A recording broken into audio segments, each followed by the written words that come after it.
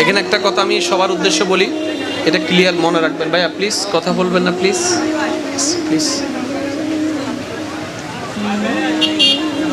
আল্লাহ তাআলা সৃষ্টি জগতে দুইটা সৃষ্টিকে স্বাধীনতা দান করেছেন, মনে রাখবেন এই কথা।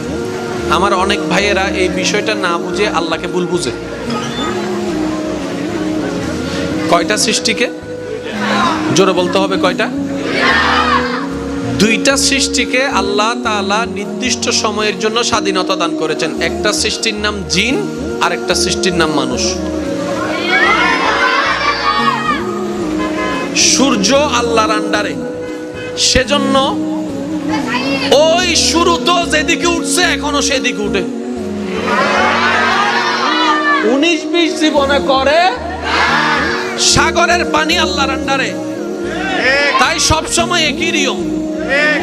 চন্দ্র আল্লাহর আন্ডারে, তাই সব সময় একই নিয়ম। আল্লাহ ওদেরকে কোনো স্বাধীনতা দেয় নাই, সেজন্য আম গাছের আমে কোনোদিন জামের স্বাদ পাবেন না। জোরে বলেন না।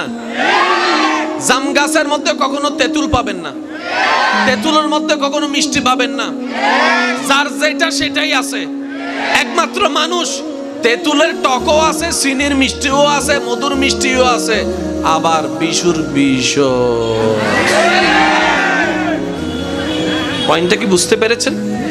এবার বলেন, হাসরের ময়দানে হিসাব হবে কি হবে না? বিচার হবে কি হবে না? বিচার করবেন কে? হিসাব নিবেন কে?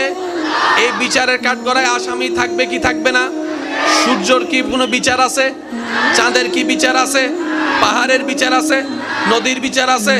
পানির বিচার আছে? মানুষের বিচার? মানুষের বিচার? মানুষের বিচার কেন সাগরের বিচার নিবেন না আল্লাহ?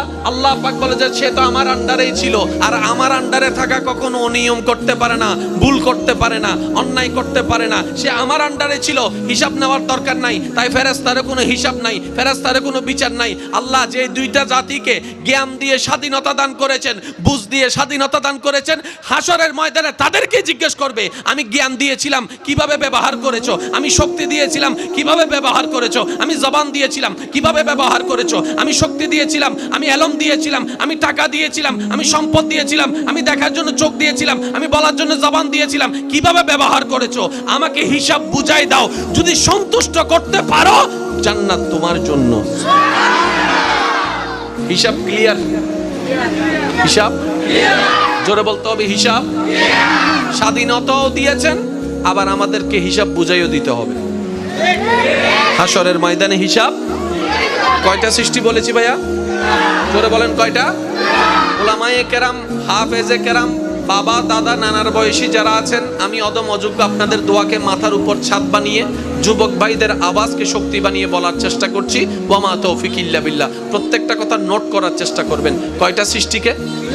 দুইটা সৃষ্টিকে স্বাধীনতাও দিয়েছেন, নিয়ামতও দিয়েছেন, আবার হিসাবও নেবেন। ঠিক আছে, মনে থাকবে ইনশাআল্লাহ।